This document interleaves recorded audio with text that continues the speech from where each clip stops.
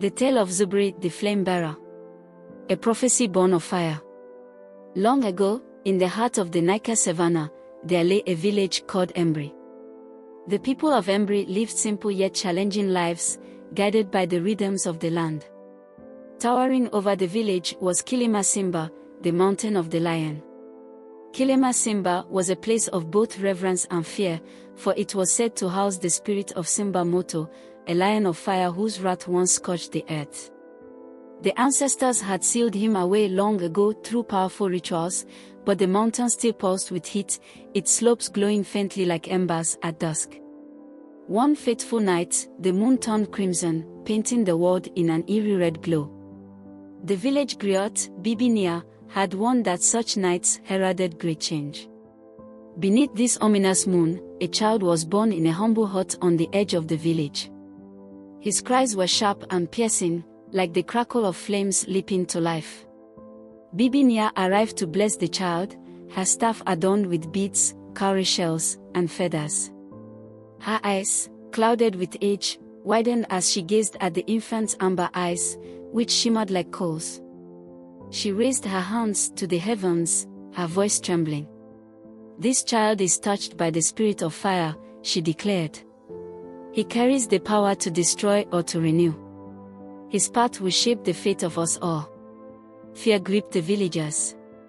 Emberi had faced droughts, famines, and the ever-present threat of Kilima Simba's fury.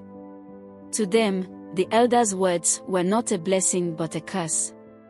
"He is a harbinger of destruction," one villager cried. "The spirit of Simba Moto stirs within him," said another. The people demanded that the child, Zuberi, be cast out. But his parents, Kofi and Zoe, stood firm. Kofi, a skilled ironsmith whose hands bore the scars of his trade, stepped forward. "He is our son," Kofi said, his voice unwavering. "We will not abandon him." Zoe, holding the baby close, added, "The ancestors have entrusted him to us. We will protect him." Bibinia sighed, her voice heavy with foreboding. "If you wish to save him, and our village, he must live. There is one who can guide him, Omari, the warrior sage of the Mayombo forest. But his teachings are not for the faint of heart." With heavy hearts, Kofi and Zoe agreed. When Zuberi was 6 years old, they prepared him for the journey. The journey to Mayombo forest. The path to the Mayombo forest was long and perilous. Kofi and Zuberi traversed rocky trails, crossed rushing rivers, and walked beneath the watchful eyes of baobab trees. At night, they rested beneath the stars, Kofi recounting tales of their ancestors and the strength they drew from the land. Finally, they reached Omari's dwelling, a modest hut surrounded by ancient trees whose bark was as dark as charcoal. The air smelled of smoke and herbs, and the distant sound of drums echoed through the forest. Omari emerged from the shadows, his presence commanding. His hair, white as ash, was tied in intricate braids, and his skin bore tribal markings that glowed faintly in the firelight. He carried a carved staff and wore robes adorned with symbols of the 4 elements. "You bring me a child?" he asked, his voice deep and resonant, like the drumbeat of a village celebration. "He is marked by fire," Kofi said, bowing respectfully. "We seek your wisdom to help him control it." Omari studied Zuberi with piercing eyes. After a long silence, he nodded. "Leave him with me.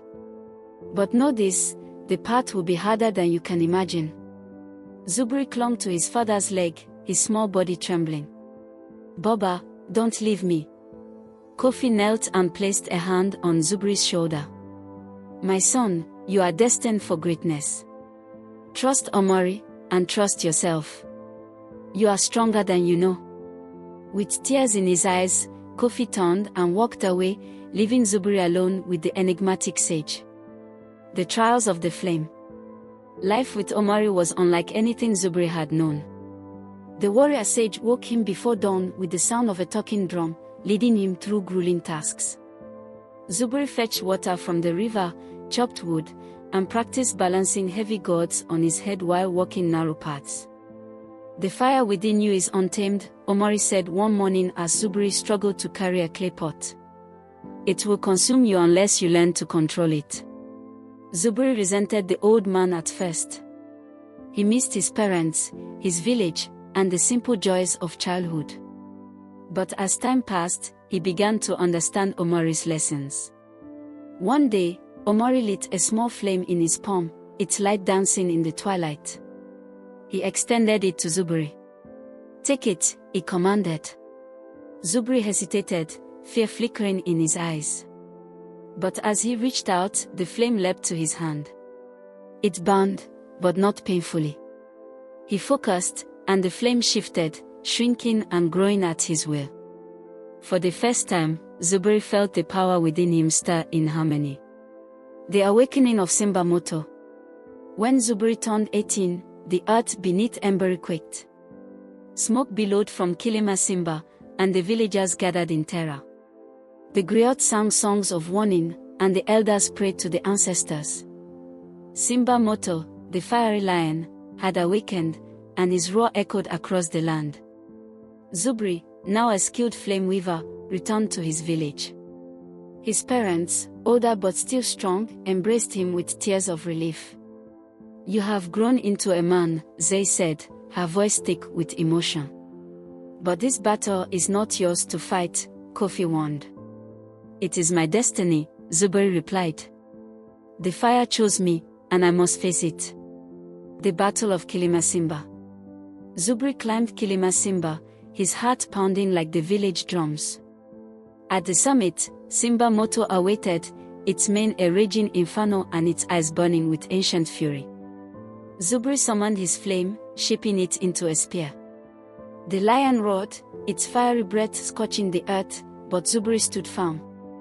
The battle was a dance of fire and determination, each strike echoing the strength of the ancestors. Finally, Zuberi struck the lion's heart, a glowing ember deep within its chest. Simba Moto let out a final roar, its flames dissipating into the night. The Flamebearer's legacy. Zuberi returned to Emberi as a hero. With his flame, he forged tools, built shelters, and lit the village's darkest nights.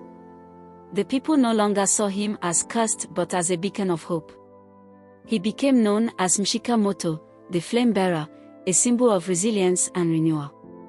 His story was told in songs and dances, a reminder that even the fiercest fire can illuminate the path to greatness. And so, Zuberi's legacy burned bright, a testament to the strength of the human spirit and the power of embracing one's destiny.